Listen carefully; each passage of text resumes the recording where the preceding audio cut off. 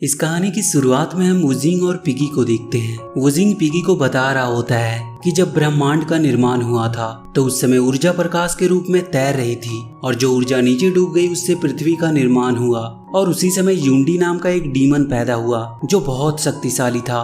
वो जहाँ भी जाता था वहाँ के सभी जीव जंतु डीमन बन जाते थे। इसीलिए वो तीनों लोग को सम्मिलित करने के लिए निकल पड़ा ताकि वो स्वर्ग पर राज कर सके। तो उसे रोकने के लिए बुद्धिस्ट आए लेकिन वो नाकाम रहे, यहाँ तक कि उसे हेवन के सोल्जर भी नहीं रोक पाए। तो बुद्ध के एक शिष्य ने उसे कैद करने के लिए एक महान बलिदान चुना जिसमें उसकी आत्मा की मदद से उस डेमन यूंडी को पृथ्वी के अंदर दफन कर दिया गया। पर जहाँ उसे दफन किया गया था वहाँ की भूमि काली और बिल्कुल ठंडी पड़ गई थी। और इस पुस्तक के अनुसार यूंडी पूरी दुनिया को डेमन में बदल सकता है।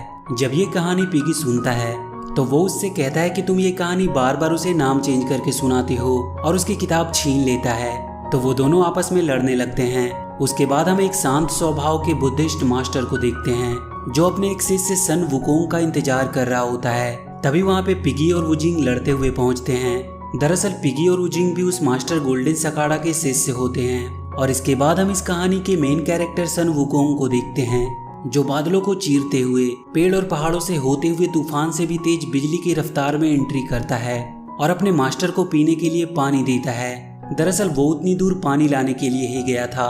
और जब ये बात पिगी और वुजिंग को पता चलती है कि वुकोंग उतनी दूर सिर्फ पानी लाने के लिए गया था तो वो लोग हैरान हो जाते हैं। अगले दिन वो लोग वुजुआंग मंदिर में जाते हैं और जब वो लोग वुजुआंग मंदिर में पहुंचते हैं तो वहाँ मंदिर के 2 यंग रक्षक आते हैं जो उन्हें मंदिर के अंदर ले जाते हैं।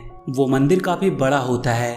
पिगी और सन वुकोंग वहाँ पे बहुत शरारत करते हैं और उनकी इजाजत के बिना ही वहाँ की चीजों को छूने लगते हैं।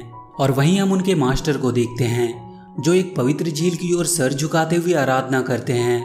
उसके बाद हम पिगी को देखते हैं जो सन वुजुआंग को बताता है कि हमारे मास्टर जो उनकी मदद करने आए हैं उसके बदले में हमें एक खजाना मिलेगा जो एक फल के रूप में है। और जब उस मंदिर के रक्षक फल को तोड़ने के लिए पवित्र पेड़ के पास जाते हैं तो उनके पीछे पिगी और सन वुकोंग भी टिड्डे के रूप में चले जाते हैं। और जब वो लोग उस पवित्र पेड़ के पास पहुंचते हैं तो वो उसे देखकर बहुत अचंभित होते हैं क्योंकि पवित्र पेड़ बहुत सुंदर होता है और उसके फल भी बहुत ही अनोखे होते हैं। और जब वो रक्षक वहां से चले जाते हैं तो पिगी और सन वुकोंग चुपके से उस पवित्र पेड़ के पास जाते हैं और उसके फल को खाने की कोशिश करते हैं। और जब सन वुकोंग फल को तोड़ता है तो वो फल नीचे गिर जाता है और जैसे ही वो पिगी उसे लेने जाता है वो फल कहीं गायब हो जाता है। तो सन वुकोंग समझ जाता है कि ये स्थान एक मायावी स्थान है। तो उसके बाद वो वहाँ के भूमि से वहाँ के भूमि रक्षक को निकालता है और उससे अपने फल मांगता है। तो वो भूमि रक्षक वुकोंग को बताता है कि ये सपोदिला नामक फल है जिसे जिनसेंग का फल कहते हैं और इसका पवित्र पेड़ लगभग 10,000 साल में तैयार होता है। और इस पवित्र पेड़ पर केवल 30 ही फल लगते हैं और उसके एक फल के खाने से ही उसकी उम्र 47,000 साल तक बढ़ जाएगी। तो उसके बाद सन वुकोंग तुरंत 3 जिनसेंग के फल को तोड़कर अपने साथ ले जाता है और अपने दोस्तों के साथ उसे खा जाता है। और जब ये बात मंदिर के उन रक्षक को पता चलती है कि फल की चोरी हो गई है तो इसे कंफर्म करने के लिए वो फलों को काउंट करते हैं जिसमें उन्हें 4 फल कम मिलते हैं। और जब रक्षक उन तीनों से जिनसेंग फल के बारे में पूछते हैं तो मंकी वुकोंग कहता है कि हाँ उसने एक फल को खाया है, उसमें हैरान होने वाली क्या बात है। तभी वहाँ वुकोंग के मास्टर गोल्डन सकाड़ा आ जाते हैं और पूछते हैं कि ये सब क्या हो रहा है। तो वो रक्षक उसे बताते हैं कि इस मंकी ने जिनसेंग के 4 फल चुराए हैं। तो मंकी वुकोंग कहता है कि उसने सिर्फ 3 तोड़े थे और इसी बात पर उनमें बहस हो जाती है और वो आपस में ही लड़ने लगते हैं। और वो रक्षक वुकोंग को शैतान और तुच्छ बोलता है जिससे वुकोंग को बुरा लग जाता है और वुकोंग जाकर पवित्र पेड़ के सारे फल को नष्ट कर देता है और उस पेड़ को अपनी जादुई छड़ी से जड़ से उखाड़ देता है। तभी वहाँ उस मंदिर के रक्षकों के मास्टर और पृथ्वी के देवता जिन्युआनजी अपने शिष्यों के साथ आ जाते हैं। तो वो रक्षक उन्हें बताते हैं कि गोल्डन सकाड़ा के 3 शरारती शिष्यों ने जिनसेंग का फल चुराया है और उनका एक शिष्य वुकोंग पवित्र पेड़ को नष्ट कर दिया है। तो वो तुरंत अपने शिष्यों से उस पेड़ की सतह पर दानव रक्षक कवच बनाने को कहता है ताकि डेमन यूंडी आजाद ना हो। और जब गोल्डन सकाड़ा जिन्युआनजी को देखता है तो वो उनसे माफी मांगता है। जिन्युआनजी गोल्डन सकाड़ा से कहता है कि हमने आपके साथ शिष्टाचार का व्यवहार किया और आपके तीनों शिष्यों ने बहुत ही बुरा व्यवहार किया। और वो उन तीनों को सबक सिखाने के लिए उन्हें कैद कर देता है। तभी इधर जिन्युआनजी के शिष्यों का रक्षक चक्र टूट जाता है और उस पवित्र पेड़ के जड़ से यूंडी आजाद हो जाता है और वो मास्टर सकाड़ा को पकड़कर अपने साथ ले जाता है। इधर वुकोंग कैद से निकलने की कोशिश कर रहा होता है लेकिन वो निकल नहीं पा रहा था। तो जिन्युआनजी वुकोंग से कहता है कि बड़े मुश्किल से यूंडी कैद हुआ था और तुमने पवित्र पेड़ को उखाड़कर उसे आजाद कर दिया।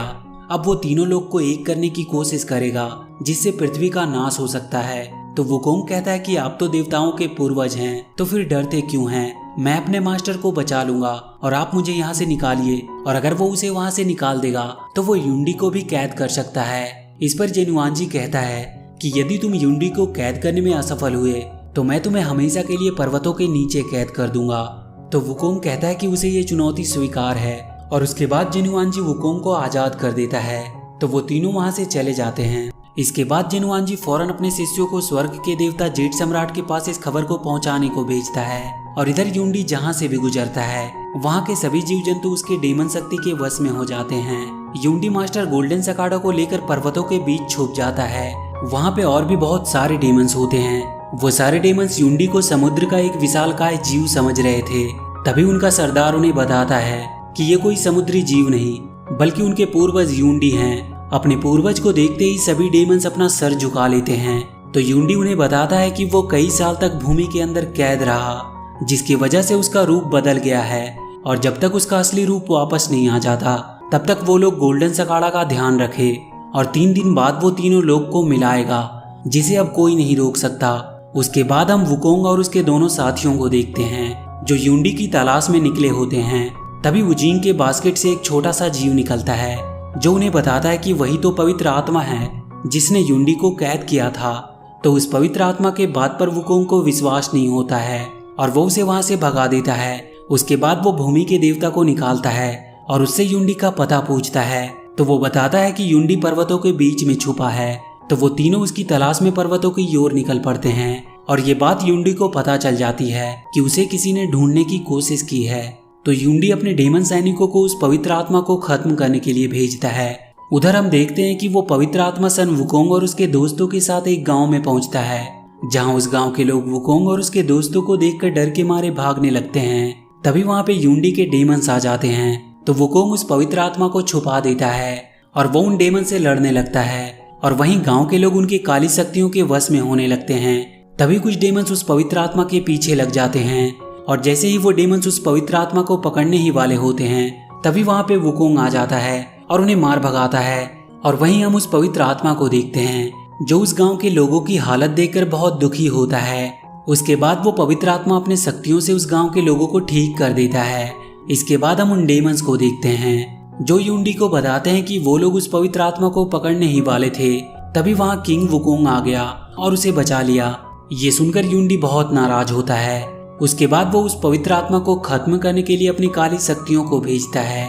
इधर हम वुकोंग और उसके दोस्तों को देखते हैं जो युंडी को पता लगाने के लिए पर्वतों के देवता के मंदिर में जाते हैं, लेकिन वो देवता वहां पे नहीं होता है। तो वुकोंग पिगी और वुजिंग को बाहर उस देवता का पता लगाने के लिए भेजता है। तभी वहां पे युंडी की काली शक्ति आती है और उस पर्वतों के देवता के मूर्ति में समा जाती है। और जैसे ही वो काली शक्ति उस पवित्र आत्मा को मारने जाता है पर वुकोंग उसे बचा लेता है और उनके बीच में फाइट होने लगती है। तभी वहां उनके दोस्त भी आ जाते हैं जो वुकोंग के साथ मिलकर उस काली शक्ति से लड़ने लगते हैं। और जैसे ही वुकोंग उस देवता के सर पर अपनी जादुई छड़ी से वार करता है उस देवता के शरीर से वो काली शक्तियां निकल जाती है और वो पर्वतों के देवता अपने होश में आ जाता है। तो वुकोंग उससे युंडी का पता पूछता है। वो देवता उसे एक मिलेनियम नाम के पर्वत की ओर इशारा करते हुए बताता है कि युंडी उसी पर्वत पर है। और इसके बाद हम वही मिलेनियम पर्वत को देखते हैं जहाँ डेमंस की एक झुंड उनके पूर्वज युंडी के आजाद होने का जश्न मना रहे थे। और तभी हम देखते हैं कि युंडी अपने असली रूप में आ जाता है। और इधर रास्ते में वो पवित्र आत्मा वुकोंग से पूछती है कि तुम्हारा नाम वुकोंग किसने रखा? तो वो बताता है कि उसके मास्टर ने उसका नाम रखा है। वुकोंग उस पवित्र आत्मा से कहता है कि उसका नाम किसने रखा ये जानने से ज्यादा महत्वपूर्ण उसके बारे में जानना है। तो वो पवित्र आत्मा कहती है कि क्या तुम अपने बारे में जानते हो? तो वुकोंग कहता है कि हाँ, वो अपने बारे में सब कुछ जानता है। वो कहता है कि वो एक दानव है, एक कुटिल दानव जो एक बाल वाले पत्थर से पैदा हुआ है। तो इस पर वो पवित्र आत्मा कहती है कि नहीं, वो लोग बुरे दानव हैं, लेकिन तुम्हारे पास दिल है और तुम एक अच्छे दानव हो। इसके बाद वो पवित्र आत्मा सोने चली जाती है और जैसे ही वो पवित्र आत्मा सो जाती है उसे सुरक्षा कवच लगाकर वुकोंग अपने साथी के साथ मिलेनियम पर्वत पर चला जाता है, क्योंकि वुकोंग नहीं चाहता था कि उसके साथ वो पवित्र आत्मा भी जाए, क्योंकि वो बहुत छोटी एक बच्चे के रूप में होती है। इसके बाद वुकोंग, पिगी और वुजिंग तीनों मिलेनियम पर्वत पर पहुंचते हैं जहाँ पे बहुत सारे डेमंस होते हैं वो तीनों मिलकर उन सबसे लड़ने लगते हैं। और जब पिगी दानवों को मारने जाता है तो उसे एक मामूली सा पिगी समझकर वो दानव उसे मारने लगते हैं। तभी वो पिगी एक विशालकाय रूप धारण करता है और उन दानवों को अपने पैरों तले कुचलने लगता है। और इधर वुकोंग अपनी जादुई छड़ी से दानवों को बहुत बुरी तरह मारता है। और उसके बाद वुकोंग अपने बाल की मदद से अपने जैसे कई मंकी किंग बनाता है जो पूरे दानवों में भगदड़ मचा देते हैं। तभी वहाँ पे यूंडी आ जाता है और वुकोंग से उस पवित्र आत्मा को मांगता है। तो वुकोंग यूंडी को मारने के लिए जाता है, जहाँ पे उन दोनों के बीच में फाइट होने लगती है। तभी वुकोंग के दोस्त आ जाते हैं जो वुकोंग के साथ यूंडी से लड़ने लगते हैं। पर यूंडी अकेला ही उन सब पर भारी पड़ रहा था। वो उन तीनों को मारकर लहूलुहान कर देता है। इसके बाद यूंडी की नजर उस पवित्र आत्मा पर जाती है तो वो उस पवित्र आत्मा की ओर जाने लगता है, पर वुकोंग उसे रोकने की कोशिश करता है। इस पर यूंडी दोबारा से वुकोंग को बहुत मारता है। और जब वुकोंग के दोस्त उसे बचाने जाते हैं तो यूंडी पिगी और वुजिंग को जान से मार देता है। और इसके बाद जब वो उस पवित्र आत्मा को लेने जाता है तो वो उसे नहीं ले पाता, क्योंकि वो पवित्र आत्मा एक सुरक्षा कवच में होती है। तो वो अपनी पूरी ताकत लगाकर उस सुरक्षा कवच को अंदर से जलाने की कोशिश करता है। तभी वहाँ वुकोंग आ जाता है और उस पवित्र आत्मा को अपने नीचे छुपा लेता है। वो पवित्र आत्मा देखता है कि वुकोंग अपनी अंतिम सांसें ले रहा है। तभी यूंडी वहाँ पे वुकोंग के मास्टर को लेकर आता है और उसके सामने ही वो उसके मास्टर को मार देता है। इसके बाद वो पवित्र आत्मा अपनी सोल वुकोंग को दे देती है, लेकिन वुकोंग उसे लेने से मना कर देता है, क्योंकि उसके ऐसा करने से पवित्र आत्मा मर जाती। इसके बाद यूंडी वुकोंग को जैसे ही मारने वाला होता है तो वो पवित्र आत्मा यूंडी को रोकने की कोशिश करता है, पर यूंडी उस पवित्र आत्मा को भी मार देता है, जिससे उसकी सोल निकलकर वुकोंग के शरीर में चली जाती है। और इसकी वजह से वुकोंग एक बार फिर से जिंदा हो जाता है। और इधर यूंडी तीनों लोग को मिलाने लगता है। तभी उसे रोकने के लिए वुकोंग आ जाता है और अपनी जादुई छड़ी से यूंडी पे एक वार करता है। और उसके बाद उन दोनों में एक खतरनाक फाइट होती है, जिसमें वुकोंग अपने जादुई छड़ी से यूंडी पर कई वार करता है और अंत में वो उसके सिर पे ऐसा वार करता है जिससे यूंडी की मौत हो जाती है। यूंडी के मौत के बाद वहाँ के सारे काले बादल छट जाते हैं और उसके बाद वुकोंग के दोस्त भी जिंदा हो जाते हैं, जो अपने मास्टर के खो देने की वजह से रोने लगते हैं। तभी उनके पीछे से एक आवाज आती है और जब वुकोंग पीछे देखता है तो उसके पीछे उसका मास्टर गोल्डन सकाड़ा होता है, जिन्हें देखकर वो लोग बहुत खुश होते हैं। और इसके बाद हम दया की देवी को देखते हैं, जो वुकोंग के हाथ में उस पवित्र पेड़ के पवित्र आत्मा को उस पेड़ के जड़ में डालती है, जिससे वो पवित्र पेड़ एक बार फिर से उग जाता है। और ये कहानी यहीं पर समाप्त हो जाती है। तो वीडियो अगर अच्छी लगी हो तो please do like and share the video and please subscribe to my channel and press that bell icon.